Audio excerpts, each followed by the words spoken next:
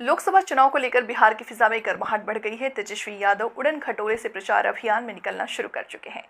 अब नीतीश कुमार ने भी मैदान संभाल लिया है, उनका भी प्रचार रथ निकल चुका है। नीतीश अपनी उपलब्धियां ऐसे गिना रहे हैं और लोगों से वोट देने की अपील कर रहे हैं जैसे कि वे विधानसभा का चुनाव लड़ रहे हों।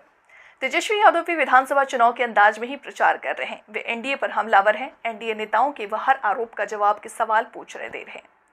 नीतीश लोगों से वोट देने के लिए भावुक अपील कर रहे हैं, अपनी ईमानदारी का इजहार कर रहे हैं और बिना नाम लिए लालू परिवार के सचेत रहने की सलाह भी दे रहे हैं। हालांकि नीतीश कुमार पहले भी ये बात कहते रहे हैं, लेकिन लोकसभा चुनाव के प्रचार में वे लोगों से फिर पुरानी बात दोहरा रहे हैं।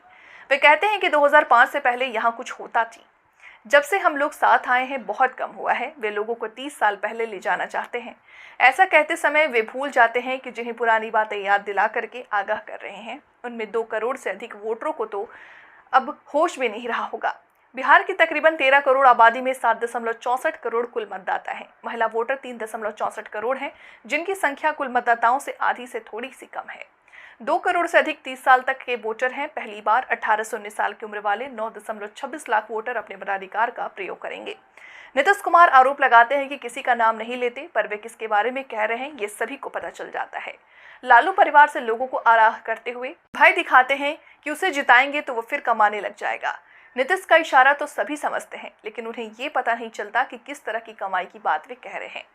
लालू परिवार के 2 सदस्य नीतीश सरकार में 2 बार कुछ महीनों के लिए मंत्री रहे। नीतीश सरकार में तेजस्वी यादव 2 बार डेप्यूटी सीएम रहे, तो वहीं नीतीश उनके साथ रहे अलग। अभी तक तेजस्वी या तेज प्रताप की कमाई का कोई राज नहीं खोल पाए।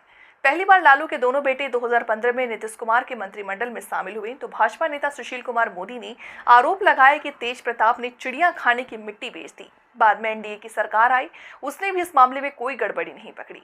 तेजस्वी यादव पर भी कोई आरोप उनके कार्यकाल में गड़बड़ी का नहीं लगा। फिर कोई कैसे मान ले कि सत्ता में रहने पर वे कमाते हैं।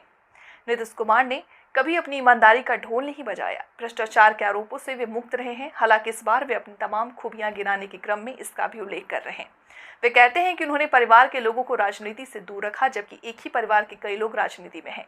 उन पर भ्रष्टाचार का कोई दाग नहीं है। उन्होंने कोई कमाई नहीं की।